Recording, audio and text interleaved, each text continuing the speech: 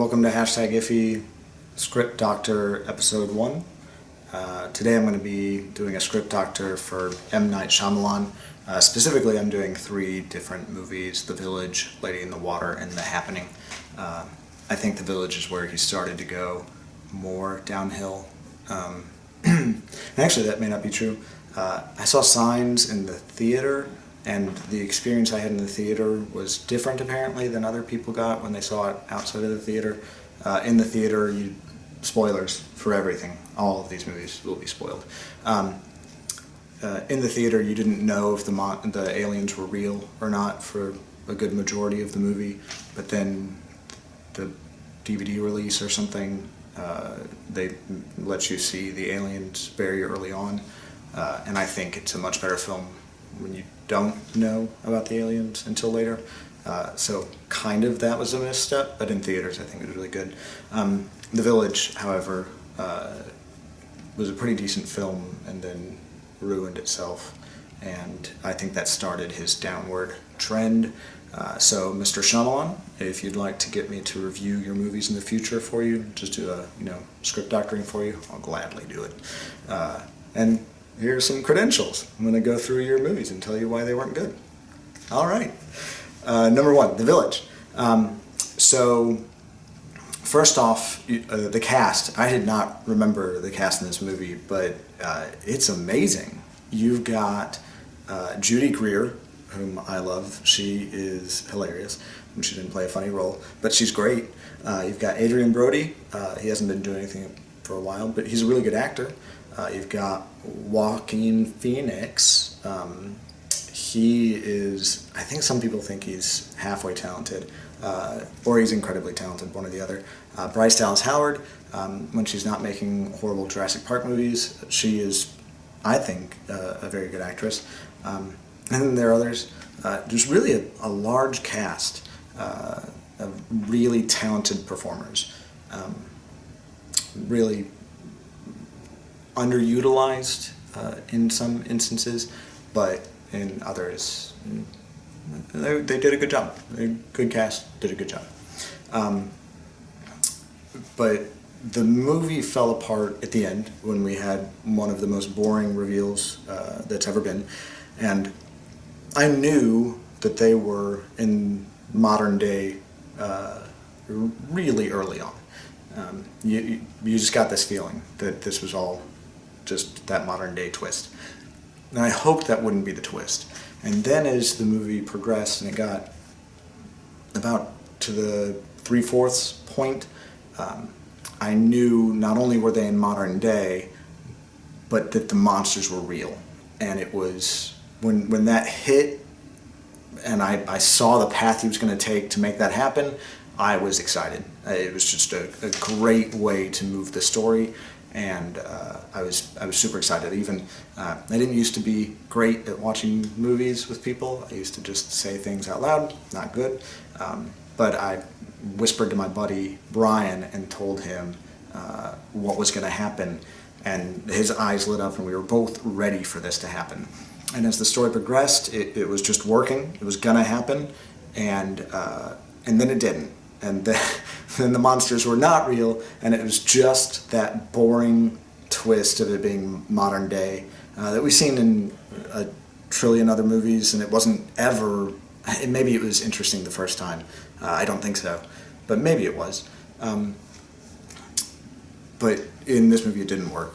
It wasn't a good call. I forgot about this. So the dad talking about the creatures being in history books means that M. Night thought about making them real. So he even had the idea, it's not like it escaped him, and then he chose not to go with it. So he had one thing to punch up the story and he chose not to use it, but he did think of it. So he knew that his story stunk and that there was a way to make it not stink, and then you didn't use it. So Mr. Shyamalan, use better ideas that you think of. Because what should have happened is when Bryce Dallas Howard is leaving the village, we would need to see through her blindness, so just dark and the fear of her walking into the woods not knowing if they're real. And we should hear noises from the creatures, specifically as if they are walking past her.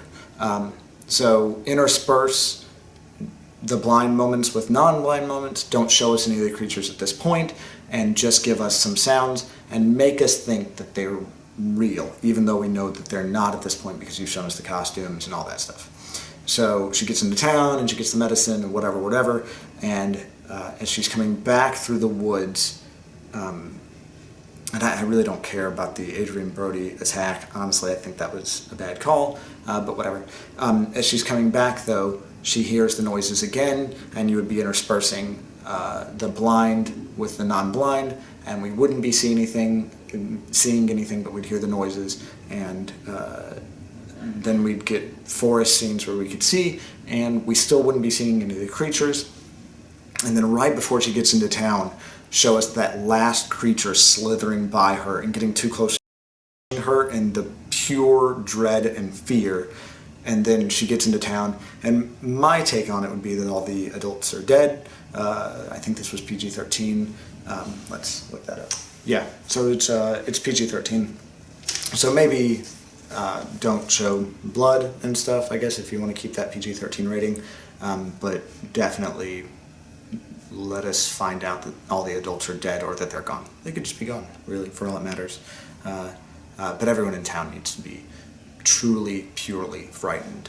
And I don't know, I think it's better also if, because of the adults not being there, they're not able to save Joaquin, and that's just kind of getting that, as the camera pans out, the despair on top of the fear and dread. And I think that punches home a much better ending to a movie that had a decent start and, you know, some good acting, and the dialogue being a bit, you know, kind of ham-fisted, feeling like a school play sort of thing, works because it's real. You know, it's real modern day, and the people wouldn't have really known how everyone spoke. They'd just have a, you know, vague understanding of it, so everyone sounds like they're just trying to sound like they're from that time period, but they don't. So that part works just fine, and it, with a better ending, people start looking into the layers and they see that and they'd appreciate it more. So that movie just raises itself from a 4 with the horrible ending that you initially gave it to like a 9. So The Village, much better with that ending. And you could probably make this better. I'm not a genius. Someone else could come up with a more clever way to handle all of this. But that was a surefire way to make a much better film than you made. All right, Lady in the Water. I actually think this is a really good movie. I think the problem is that people didn't really get what it was about, but I also think the problem is that you kind of didn't get what it was about. So what I read about this was that it was a bedtime story you wrote for your kids, and you would tell this to them, which is why you appear in it as a main character, because you would for your kids, right? Nothing weird about that. Probably have less cuss words, maybe. I mean, some people don't mind, but probably. And then maybe not a bunch of stuff about a naked water nymph.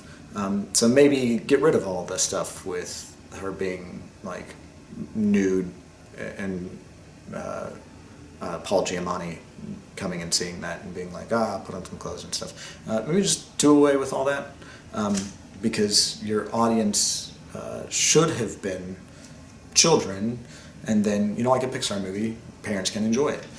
Because it's a fairy tale. It's a modern day fairy tale. It's weird. It's got your very unique characters, like the guy who only works out half of his body, and he fits a guardian role and all of that stuff. It works as a fairy tale, and you made it just a bit too adult, in my opinion. I don't really get that. I would definitely remove the part where you mock the critics, because they can't handle you mocking them, just like you can't handle them critiquing your movies. So neither one of you are adult enough to handle any amount of critique, so just get rid of it so as to not have them bash your movie. That would be my call. And really, that's it. I think you have a good, fun film. No, sorry, that is not it. This is a kid's movie, right? So up the brightness on stuff. For me, visuals don't matter more often than not. On rare occasions, you'll have something like Winter Soldier, where the fight scenes are so good that they really drag me into the movie, or Spider-Man 2. I left that movie feeling like a superhero. It was amazing. But that's a rare occasion. More often than not, visuals are just going to do nothing for me, or they will have a negative effect. Kylie. You're okay. Now, Eggy. Sorry, the cats were scratching at the door. First Kylie, and then when I let her in, Eggy realized that it worked, and so she started scratching at the door. So, sorry about that. There's Eggy's tail, right there. And there's Kylie's tail. If it's a movie for kids, take a look at, other kids' movies, and maybe match that palette. Make it look colorful and bright and fun and enjoyable for kids to view. But really, other than that, I think it was a good film. I think it got a bad rap because you mocked critics and because you sort of marketed it wrong. Or maybe someone else marketed it wrong, but I think it was you. Figure out your audience. That's one of the big things you're supposed to do when you make any movie or show or book or anything. You're supposed to know who your audience is.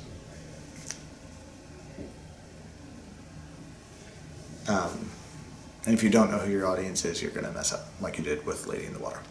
All right, and the big one, The Happening. This movie is a masterpiece of awful, just a waste of time. So I've got a few more notes on this one than the others. This is the big one. So let me go ahead and break it down for everyone. Let me break my perspective down for everyone. I am into stories and characters. Stories, plot, characters. That's what I love. I want to be engaged with the people. I want to feel like they're real. I want to be dragged into their story, and I want to be happy for them at the end, or sad with them, or mad with them, or whatever. I want to be taken on this ride. That's what I'm interested in. So action and visuals and all of that jazz doesn't mean as much to me as it may to other people. So that's the perspective that I've got, that I'm coming from. That being said, I think I know good acting and bad acting. I don't know for sure, but I think I do. Specifically, I know when I'm engaged enough by the actors that they feel like real people. Even though I know this is Joaquin Phoenix, I've seen him in lots of movies, he drags me into the role, and I feel like he's that character. That's what I'm looking for. With The Happening, you gave us the worst main actors we could possibly have had. They didn't have chemistry with each other, but how could they possibly have had chemistry with each other? They're terrible actors. No offense, Marky Mark and Zoe Deschanel. No offense to you as people. All of the offense to you as actors, because you should not be making ridiculous amounts of money to do a horrible job at your job. I don't think anyone should get paid large amounts of money to be awful at their job. And you guys are. You're terrible. So what in the world was the casting on this about? Earlier with The Village, I was talking about how awesome your cast was, and then here your cast is just awful. Had this been a masterpiece, they wouldn't have been able to carry it. So it being a horrible pile of tripe with terrible actors, horrible. You told us what it was about at the beginning, and we knew what it was about the whole way through, and it never got more interesting than that. Point number 3 is we should have followed multiple families. Invest us in multiple characters, and then let some of them die on us unexpectedly. If you're going to have a random acts of nature sort of plot point, nature needs to take out some people we don't expect them to take out. Give us something to care about. Anything of interest in the movie would be great, instead of strangers dying that we don't care about. Going back to my following multiple families, I left this piece out. It's okay if one of them figures it out, sort of like Marky Mark, but definitely not Marky Mark, figures out that it's just random acts of nature or something like that, and that family should not survive. So give us a family to root for because they seem to have understood where everyone else is just kind of like lost. Let everyone else have their varying degrees if we need to see those. But the one that figures out for sure those people need to die. Have some situation occur where either the family themselves are too large and they're not willing to split up and that kills them, or where they do something good for some strangers and they don't realize that there are more people than just the few of them there, and then an event kills them or whatever it may be. Or just have some scared people shoot them in the face or something. Something should happen to those people. They should not make it. This is point number 4. Oh my gosh, the dialogue. Far less expositional dialogue. Definitely no expositional dialogue given to us by Marky Mark. He can't do it. We're not going to be invested. Don't do it. Horrible idea. Ugh. No expositional dialogue from him. Far less in general. Number 5. Give some sort of visual, probably. Maybe some pollen or something. This one I'm not really huge on, but I think anything could have enhanced this intensely boring movie. So maybe just a small whiff of dust or something that maybe even is hard for us to detect, but people will see it and they will have that fear response before the people die or whatever. So there can be that palpable connection to what's about to happen versus it just being like the wind coming up and you're like, is that going to be a death? Because I hear wind. Is wind it? I would give a visual. That's number 5. But I'm not super invested in that one. I just think your movie's intensely boring, so maybe it could use that. Maybe. Number 6, and this is, I think, the most important point that I have for you on The Happening. Don't make this movie. It was a horrible, horrible movie, boring idea, horrible main actors. Nothing about it was good. The dialogue was terrible. Don't make it. All right. So I think if you fix those 3 things, don't make the Avatar movie unless you have full control over it. Avatar: The Last Airbender, not the other trash Avatar. And I have heard that there was a ton of studio interference, and that wasn't really 100% your fault that fell through like it did. But don't make The Happening or the Avatar movie, and I think your career would be a lot better off. All right. All right. So if you want to hire me, probably you'll be one of 8 people to watch this video. So just leave me a message that you want to hire me to edit your next movie for you, and I'll get on that. I'll just sit with you, while you're writing it out or you're telling it to me, and I'll just tell you all the horrible things. First and foremost, I'm going to tell you not to hire Marky Mark and Zooey Deschanel. They can't act. All right, everyone. Thank you so much for watching IPHI Script Doctor number 1.